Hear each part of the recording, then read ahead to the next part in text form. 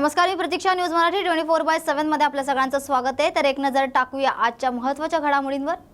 OBC महाएल्गार मेळाव्यात छगन भुजबळ यांच्या उपस्थितीत उद्या मेळावा पार पडणार आहे. तर ओबीसी महाएल्गार मेळावा उद्या सांगलीच्या तरुण भारत स्टेडियम वरती पार पडणार आहे. तर या मेळाव्याची तयारी पूर्ण झाली असून उद्या ओबीसी नेते छगन भुजबळ यांच्या उपस्थितीत हा मेळावा पार पडणार आहे. मनोज जरांगे पाटील यांनी घेतलेली भूमिका ही चुकीची असून ओबीसी मधून मराठा समाजाला आरक्षण देऊ नये, स्वतंत्र आरक्षण मराठा समाजाला देण्यात यावं, या मागणीसाठी उद्या सांगलीमध्ये महाएल्गार मेळाव्याचे आयोजन करण्यात येणार आहे. उद्या 11 ऑगस्ट रोजी सांगली येथील तरुण भारत स्टेडियमवर दुपारी 2 वाजता ओबीसींचा आरक्षण बचाव महाएल्गार मेळावा पार पडणार आहे. या मेळाव्याला राज्याचे ओबीसीचे नेते आदरणीय छगनरावजी भुजबळ साहेब, आदरणीय विजयजी वडेट्टीवार साहेब, आदरणीय शब्बीरभाई अन्सारी, आदरणीय टी.पी. मुंडे असतील, लक्ष्मणजी हाके, वाघमारे साहेब असतील, मंगेशजी ससाने जे आंदोलनाला बसले होते, सगळेच प्रमुख नेते त्या ठिकाणी या उद्याच्या मेळाव्याला येणार आहेत. छगन भुजबळ साहेब सकाळी विमानानं कोल्हापूरला येतील आणि त्यानंतर बायकार ते सांगलीला येतील. दुपारी 2 वाजल्यापासून सांगली जिल्ह्यातल्या प्रत्येक तालुक्यातून मोठमोठ्या रॅलीनं त्या ठिकाणी लोक येतील. अनेक लोकांच्या पार्किंगची व्यवस्था आंबेडकर स्टेडियम, डॉक्टर बाबासाहेब आंबेडकरांचं जे स्टेडियम आहे या ठिकाणी केलेली आहे.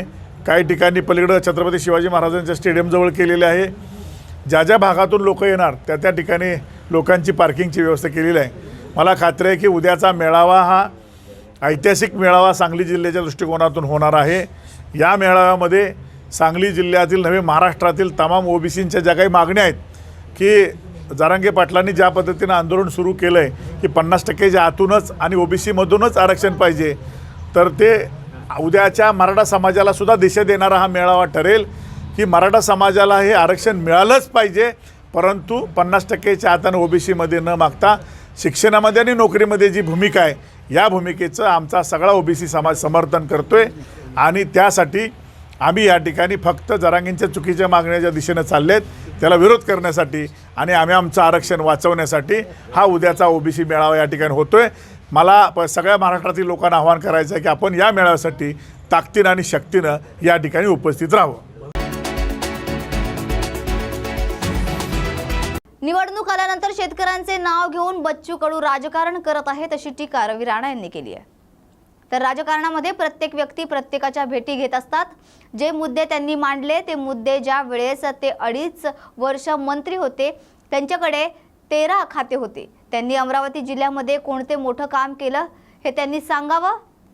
त्यांनी त्यांच्या मतदारसंघातील पुनर्वसनाचे काम सुद्धा केलेले नाही अशी टीकाही त्यांनी यावेळी केली आहे. पाहिजे असं त्यांनी म्हटलंय, नाहीतर मग त्यांनी बाहेर निघावं. तुम्ही सन्मान देणार असं आहे. आनंदराव अडसूळ साहेबांना नेहमी सन्मान दिला, नेहमी त्यांना वडिलासारखं आम्ही त्या ठिकाणी त्यांना मानसन्मान दिला. पण त्यांनी एका महिलेला एक लोकसभेमध्ये खासदार झाल्या, निवडणुकी लढतात, जिंकतात, हारतात, हा एक राजकीय भाग चालत राहते. पण एका महिलेबद्दल किती पातळी सोडून बोलायचं जे त्यांच्या मुलीच्या वयाची आहे, सुनीच्या वयाची आहे. म्हणून त्यांनीसुद्धा भान ठेवलं पाहिजे की आपलं वय काय, आपण बोलतो काय.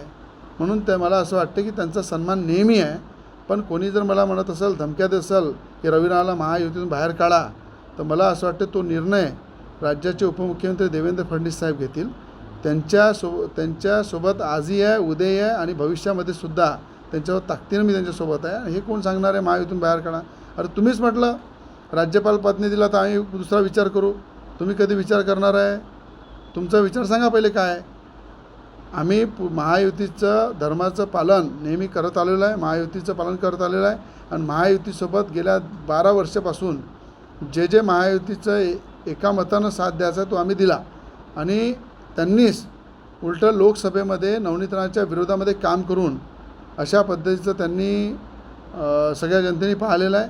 आणि त्यांनी विसरू नये की सिटी कॉपरेटिव्ह बँकचं जे आहे मॅटर, त्याच्यामध्ये अजूनपर्यंत त्यांचं आरोपपत्र दाखल झालं नाही आहे. 950 कोटी रुपयाचा घोटाळा त्यांनी सिटी कॉपरेटिव्ह बँकेमध्ये केला. त्या ठिकाणी ईडीची कारवाईसुद्धा झाली होती.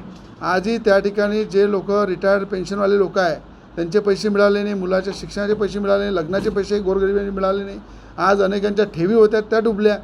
तुम्ही अध्यक्ष होते, 950 कोटी रुपयाचा घोटाळा केला त्या, आणि घोटाळाबाज माणसाने जर आमच्यावर आरोप करायचा आहे तर पहिले स्वतः झाकायला पाहिजे की आपण काय केलेलं आहे. आणि आम्ही जनतेसाठी लढतो, जनतेसाठी काम करतो, लढत राहू. आणि लढाई करणं हे माझ्या रक्तामध्ये आहे. म्हणून मला कोण काय कारवाई करते मी त्याची पर्वा करत नाही. पण अशा पद्धतीचं महायुतीमध्ये राहून पाठीत खंजीर जर खुपसत असेल तर कटप्पाच्या भूमीमध्ये राहणारे बच्चू कडू असू द्या या आनंदराव अडसूळ असू द्या, त्यांनी स्वतःचं पहिले चेक करायला पाहिजे की कटप्पाच्या भूमिकेमध्ये राहून पाठीमध्ये खंजीर खुपसणं हे बंद केलं पाहिजे.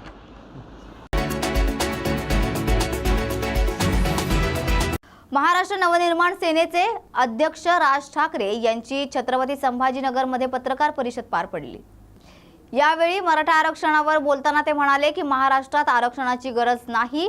शिक्षण, उद्योग उपलब्ध असताना इतर राज्यातील मुलांना काम मिळतं, मात्र आपल्या राज्यातील मुलांना मिळत नाही. पुरून उरेल एवढ्या गोष्टी आपल्याकडे आहेत. बाबासाहेब फुले शाहू यांच्यापासून हे सुरू झालं. आर्थिकदृष्ट्या कमकुवत लोकांना दिलं पाहिजे, मात्र यावरून लोकांची माथी भडकवणं हा कट असल्याचंही त्यांनी यावेळी म्हटलंय. मला असं वाटतं विरोधकांच्या आणि पत्रकार मराठा समाज त्याला आरक्षणाला राष्ट्रांचा विरोध म्हणजे बातमी गोळी लावून इथून पुढे गेलं ना सगळं प्रकरण. राज ठाकरे विरुद्ध मराठा समाज ह्या बातम्या कोणी लावल्या? म्हणजे पहिल्या बातम्या इथून आल्या, बरोबर आहे, आणि मग बातम्या आल्यावरती ज्यांना जे हवं होतं किंवा ज्यांनी जर सांगितलं होतं त्याप्रमाणे त्यांनी बातम्या लावल्या, ते समोर आलं, उघड झालं. म्हणजे मला एका गोष्टीचं समाधान आहे या अख्ख्या दौऱ्यामध्ये की ह्यांचं नेमकं काय चाललंय हे किमान उघड झालं. आणि ह्याच्या पुढे ते काय करणार आहेत ना हे आता लोकांना कळेल.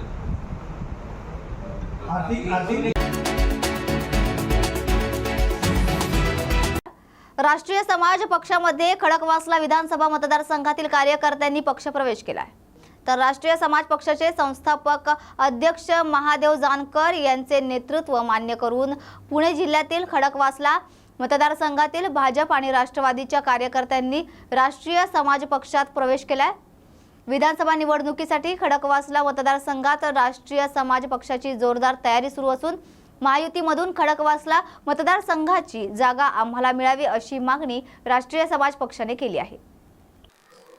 जेव्हा खडकवासल्यामध्ये आम्ही निरीक्षक म्हणून नेमणूक झाली तर त्याच्यानंतर लागली पहिली 4 वर्ष आम्ही काम करतच होतो. तरी आमचं काम आहे वरिष्ठांना जे काम सुरू आहे ते वरिष्ठांना कळवलंय. आणि एक कार्यकर्त्याची इच्छा असते किंवा आपल्या पक्षानं पक्ष वाढायला पाहिजे आणि निवडणूक लढवायला पाहिजे, तर त्या संदर्भात आम्ही प्रदेशाध्यक्ष असतील, महासचिव असतील, यांच्याशी आम्ही एक इच्छा व्यक्त केली सगळ्या कार्यकर्त्यांनी किंवा आपण पक्षात लढायला पाहिजे. त्यासाठी मी इच्छुक आहे. आमचं काम आहे त्यांना सांगणं, बाकी वरिष्ठ जे निर्णय घेतील त्याच्याशी आम्ही सहमत राहू.